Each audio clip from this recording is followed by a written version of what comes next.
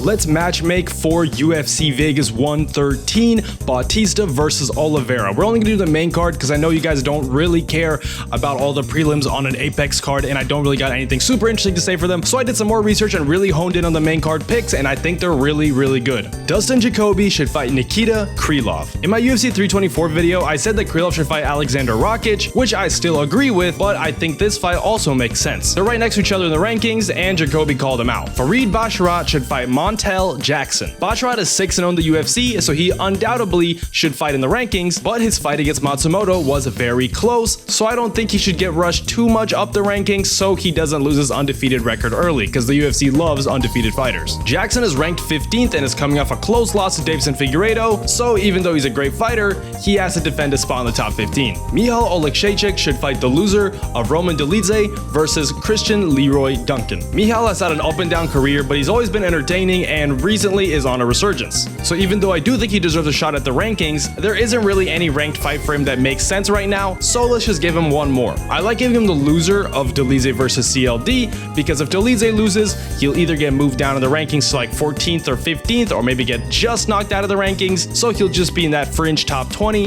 and if CLD loses, that would be just a fantastic fight and really entertaining, and the winner of that can get a ranked fight next. So either outcome, he gets someone low ranked or someone just barely outside of the rankings. Rizvan Kuniev should fight the winner of Spivak versus Delia. Kuniev is 1-1 in the UFC, so I don't think he deserves a shot at the top 5 just yet, and the winner of that fight would be ranked right next to him, so that makes sense to me. I also wouldn't hate seeing a rematch with Curtis Blaydes, considering that fight was so close, but I don't know if the UFC wants to make a rematch so fast, considering that fight was pretty boring. Kyoji Horiguchi should fight Tatsuro Taira. This is a tricky one because there are multiple guys who deserve the title shot right now, and we are unsure as to when Pantoja comes back from his injury, so I see it like this. If Joshua Van's next defense is Pantoja, Horiguchi should fight either Manel Kape or Tatsuro Taira for the #1 contender spot on the same card as Van versus Pantoja. If Van's next title defense isn't against Pantoja, Horiguchi should fight Tatsuro Taira for the #1 contender spot on the same card as Van versus Kape, because as of right now, besides Pantoja, I think Kape is the most deserving. Although, even though a decision win over Amir Albazi isn't as impressive as a KO win over Brandon Royval or a KO win over Brandon Moreno, I wouldn't mind the UFC giving Horiguchi the title shot right now, considering his previous history with the promotion. Let me just interject here real quick. After I wrote this part of the script, some rumors started circulating that Van is indeed fighting Tatsuro Taira, which I don't think is the best option, so I still would rather see Taira versus Horiguchi, but if the rumors are true, then Horiguchi has to fight Manel Kape. There's no other option. This would still be a sick fight because Horiguchi actually has a win over him in Rizin, but I just think Manel is a bit more deserving of the title shot than Taira personally. And Mario Bautista should fight Corey Sandhagen or Song Yadong. Mario called out Corey because he wants to avenge his loss to him, but I do think Corey versus Sean O'Malley makes a bit more sense than Corey versus Mario, so I think he can fight Song Yadong. But I think Song versus Zahavi makes more sense than Song versus Mario as well, so that could put him in a tricky spot. I think that whichever one of those guys doesn't get matched up with someone else, that being Corey or Song, Mario should fight either one of them. I also wouldn't mind seeing him fight Zahavi as well. That would be a fun one. Now for the losers. Julius Walker might get cut, but if he doesn't, he should get any low-ranked light heavyweight. He needs to develop himself for a few fights before he gets another step up in competition. Give him Ivan Urslan, for example. Jean Matsumoto should fight Said Nurmagomedov. Said was supposed to fight on the card, but pulled out due to visa issues. He's on a 2-fight losing streak, and Matsumoto would be a small step down in competition for him, but it still would be a very winnable fight for Matsumoto and a good name for his resume as he builds himself back up after that loss. Marc-Andre Barriault should fight the winner of Todorovic versus Johnson. It would be a great fight, and since he has lost 5 out of his last 6, the UFC is either going to cut him or use him as a name to build up a new prospect. His losses are to solid competition,